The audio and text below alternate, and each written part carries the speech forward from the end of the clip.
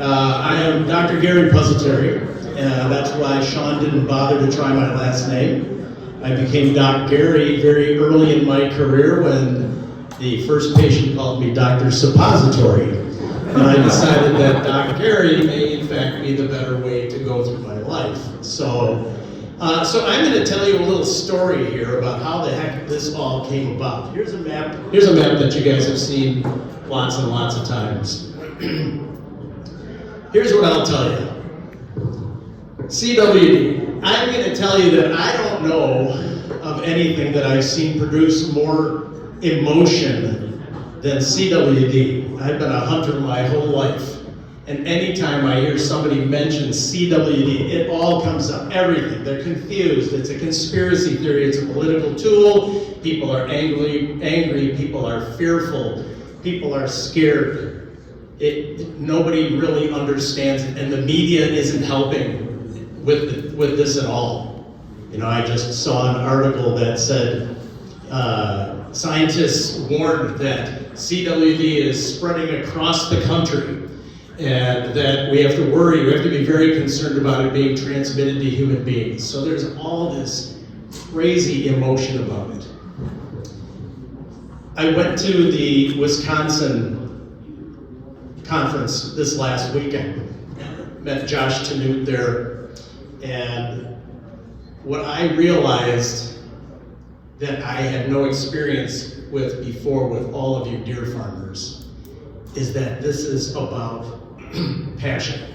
This is about passion, and these deer are way more than a business to you guys. This is like family.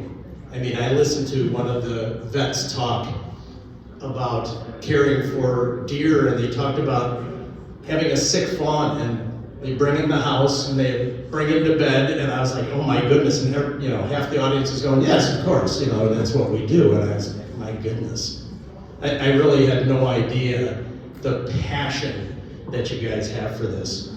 So what happened for me, and the way this all kind of came to life, was I've been a deer hunter pretty much my whole life. Started bow hunting when I was 13.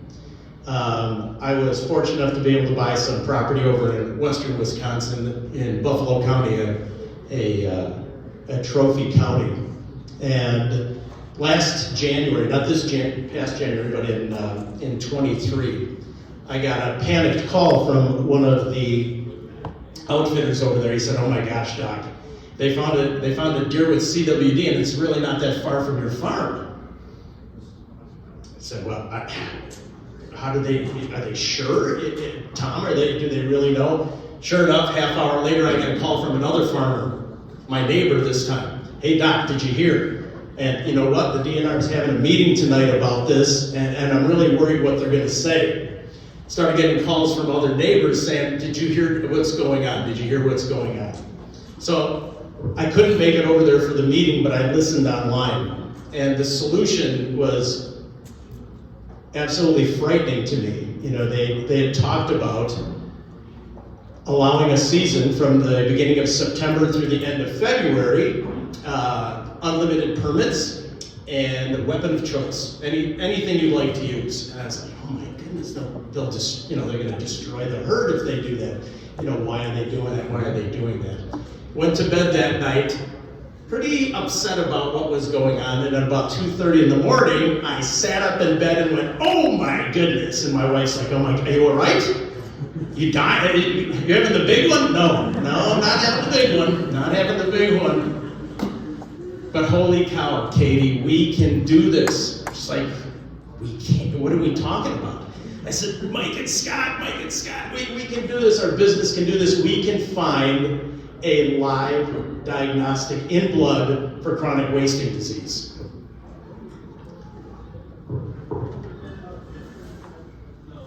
I can't read all that. I'll let you read through. I'm not very good at letting people I don't like reading stuff to you. Obviously, one of the things we want to do is preserve the health of the herd, better understand the prevalence. I mean, that's really what the whole idea was with why the DNR wanted to kill a bunch of deer, so that ultimately they could decide what the prevalence of the disease was. facilitate management of CWD by deer farmers, hunters, landowners, etc., and to support research for CWD, and for us to ultimately produce a blood test in live deer that can give you an answer. So what I'd like to do is just tell you why I think this is possible. So my business partners and I, Mike Falduto and Scott Magnuson back here, are genomic scientists. They have been doing this for a very, very long time, longer than they probably wanted. Their young faces belie how long they have been doing genomic research. But we have been doing this in humans for about the past 10 to 12 years. And the reason that we've become very successful is because of the processes that Mike and Scott have developed. I'll go through some of that with you, but ultimately, you have to have a proprietary technology. What I'm going to talk to you about is a technology called gene expression. And gene expression has been around for a long time, but most people gave up on it, on the method that Mike and Scott use, because it's so technically difficult. I will show you what I'm talking about in a moment. And then Mike, of course, with the high quality processes, not just knowing what each one of those things is, but knowing how to use it if they had to make it. And then for the sake of this discussion, one of the things that's really going to be important is very high quality clinical samples. So if we talk a little bit about biology, let's do a mini biology class. DNA. You guys all know that every single animal on the planet has DNA. They have there's thousands and thousands of genes that make up the genome. We all know that we have a human genome. That's what makes us humans. Deer have their own particular genome, and each and every one of us has part of their genome makes it very unique to us. It's one of the reasons that law enforcement uses it to identify people. So basically, you have these thousands and thousands of genes. And what are these genes? Well, these genes are basically a library of recipes to make proteins. Okay?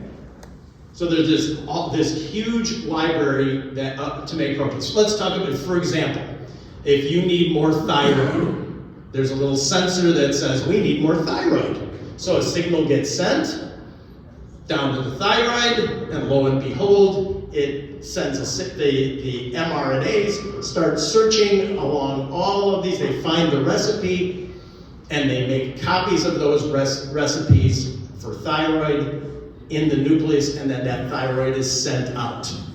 That's happening in the body with these thousands and thousands of genes. These are constantly happening all the time. They're constantly depending on the state of that specific being.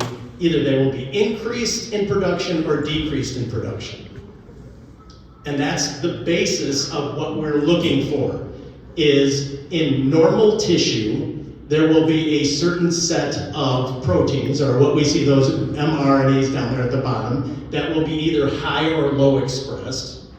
And in the diseased tissue, they may be overexpressed or underexpressed. Well, of those thousands and thousands of genes, what we have found doing human studies is that somewhere between 50 and maybe 200 genes will fall out that are absolutely specific to that disease. It's a fingerprint. And that group of genes is something that we call a bioprofile. So how did Mike and Scott do this? Well, what we're looking at up here is a 1-inch by 3-inch slide in the background, and imprinted on that are all of these genes or transcripts of those genes. By taking that blood and ultimately removing, by a number of different processes, the mRNAs, adding a little flashlight to them, attaching it to a plate, depending on the number of those different mRNAs that are, with the little flashlights that are attached, they will either be brighter or less bright. So if you look at the left-hand side of the screen there, it'll say saturated or 0. And what you'll notice is, this is an example, in normal tissue you may see some of these dots that are less expressed, and then in a disease state they may be more highly expressed. So of all of those thousands and thousands of genes that are imprinted on that slide, we know what each one of those is. Just like the old battleship game, G24. We know what gene number G24 is. So in the process of doing this, we are able to identify at very early stages what animals are diseased and which ones are normal. So why has this technology been abandoned? If you look at the left side of the screen, this is something called a scatter plot. So all of you scientists, I know you guys understand what scatter plots are. What I want you to notice, for those of you that aren't scientists, are that on the left-hand side here, I wish I could walk away from this. I'm going to set this down for a second. On the left-hand side here, you'll see that this area of the screen is like a fog. Each one of those is a single dot which represents a gene. On this side, this is what we are doing, and you'll see that each one of these dots forms a much more significant line. Here you're getting about 3 or 4 logs of data. Here you're getting about 5 or 6 logs of data. Why is that significant? The reason that is so significant is it's the genes in this area at the lower end where they were lost in that particular fog is where the diagnostic comes from. It's the very low expressed genes that we have found that is in fact where the diagnostic occurs. And the name of our parent company is Paradise Genomics. We do human studies with Paradise Genomics. We've done quite a few. I'm going to share one of those with you here shortly, why we are so confident that we're going to be able to do this. So, again, for the scientists in the audience, we've got all of these genes, that big group of genes that would be in the straighter line in this previous slide up here on the left that are blue. Basically, they're housekeeping genes. They're the things that are happening. It's these genes that are far lower expressed, that are involved with regulation of transcription and transduction. That's where we're finding the diagnostic. And it's absolutely, the studies that we've done have been fantastic.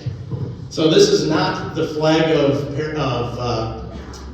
Paradise Genomics or Dream Genomics. What we're looking at here is something called a heat map. And here, you guys, I'm probably sure that you guys are familiar with this. So what we're looking at here is every single vertical line you see represents one patient or one animal. Every horizontal line is the same gene going across. So in this particular case, we did a study in colorectal cancer. This is in blood, okay? This isn't tissue, this is in blood. And in blood, if you let your eyes relax and look, you will see that there's a very distinct line right down the middle where the left half looks more yellow and the right half looks more blue, and at the top more red. 95% positives and 95% true negatives. So an unbelievable accuracy in blood to make a diagnosis of colorectal cancer in blood. Now, let me also tell you that if you look at the right half and then look about a third of the way over from the middle, you'll see another fairly distinct line.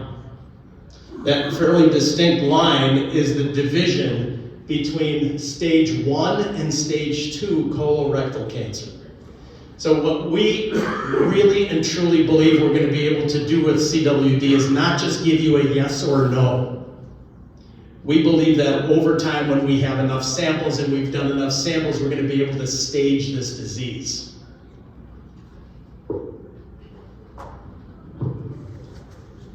Because of the fact that we are able to identify these genes with such incredible accuracy, what we found in our studies is We've done a study in depression, and it's truly remarkable. Our psychiatrist brought us samples.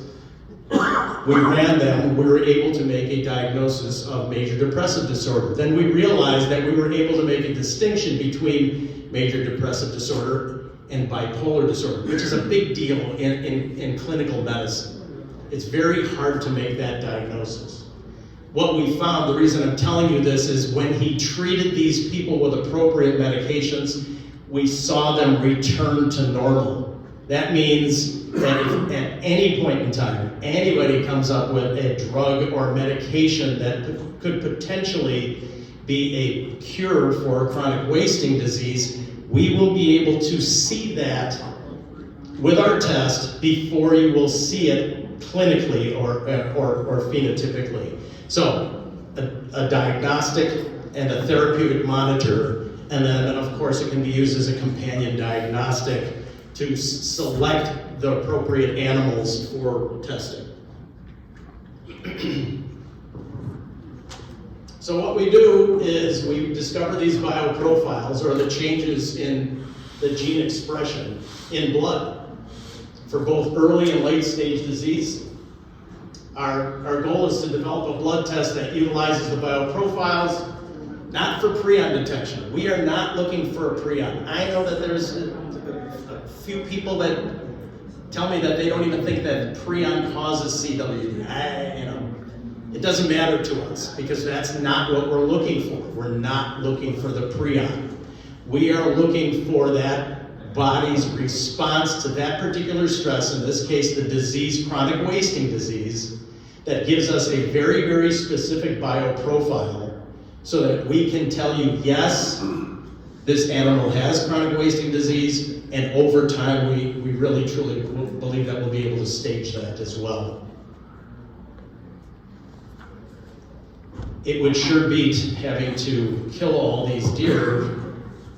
The solution, I don't know if Ryan Rodenkirk is here, but I spoke to him, and he got depopped.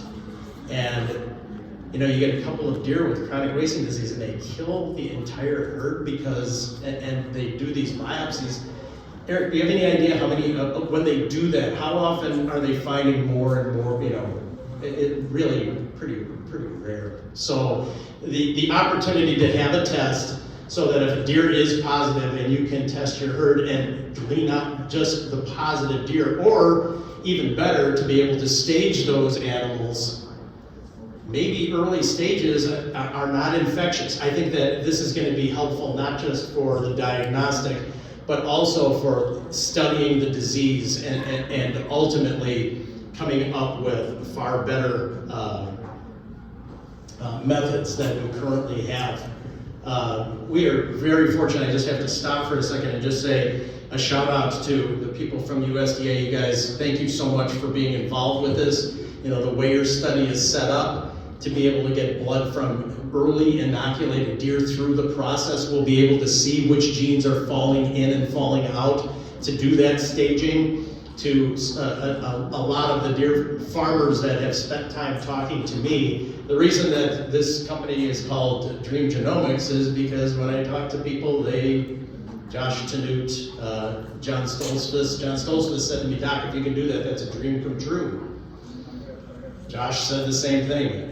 I talked to several of you guys, and they've all mentioned that. So what is the process that we do to do this? Well, we do this initial discovery. What do we need for that? We need very positive. We need to know that the deer are clinically positive, blackest blacks. So ideally, those would be deer that are biopsy positive, deer that are clinically very positive. They take a sample, the deer is euthanized, and then you guys confirm, in fact, that deer is positive, no doubt about it. We've already got quite a number of negative samples that we use as controls. So, and the numbers are not big, but it's very hard to get the samples at the front end here. So if anybody has positive deer, please go to our website, DREAMGX, Dream Genomics GX, and you can let us know. We would really appreciate the opportunity to get samples. So we do an initial discovery phase.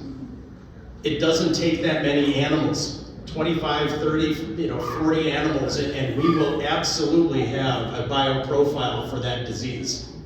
Then what we do is we test ourselves. We do it again. We do it again with another set of animals to prove that, in fact, our test is exactly what we said it is, that those genes are solid for the diagnostic. Once we've done that, we move it. That process is very expensive. So what we do then is we move it over onto a very friendly platform called PCR. I'm sure a lot of you folks are familiar with that. It's much less expensive and far more time friendly. We could get a sample from somebody in-house and literally in 2 or 3 days be able to give you a diagnosis, if not quicker than that. Once we have it on that primary assay development is performed, now we can run lots and lots of tests and start moving our way backwards to see how early we'll be able to make that diagnostic. Our progress so far, well, we created a subsidiary corporation so that we've completely separated animal diseases out from human diseases. We started our Series A funding round. Shout out to the Servant Livestock Foundation and Sean Schaefer. They gave us some initial seed money to get this going. Really appreciate that. The relationships that we're forming with you guys, and so many hunters are really interested in what we're doing as well. We have worked with Thermo Fisher on getting the gene expression array. We're ready to roll with that. We've got some blood samples. We need more. We've established ourselves as a BSL-2 lab now, and we have a provisional patent. So we're very excited. We're moving in the right direction. How long will it take us? Well, if I had the samples in my hand today for stage 1 and then eventually stage 2, within 6 months I can tell you how solid this diagnostic would be. So this is us. I was a physician for a very long time, longer than I want to remember sometimes, but I'm doing this full time. I'm completely committed to what's going on. This is Scott and Mike. You guys stand up, raise your hands, or do something there. We really hope that we're in a booth. So opposite ends, there's a bar on either end. We're next to one of those. So I know it'll be popular over there, but we really want. Are you buying? It depends. Are you bringing me samples? There you go. So that's who we are. That's what we're doing. We're very excited about the possibilities here. We really and truly believe that we're going to be able to create something wonderful here for you guys to make this diagnostic. And thank you so much for inviting us here. Thanks for your time and attention, and I'm happy to try to answer whatever questions I can for you.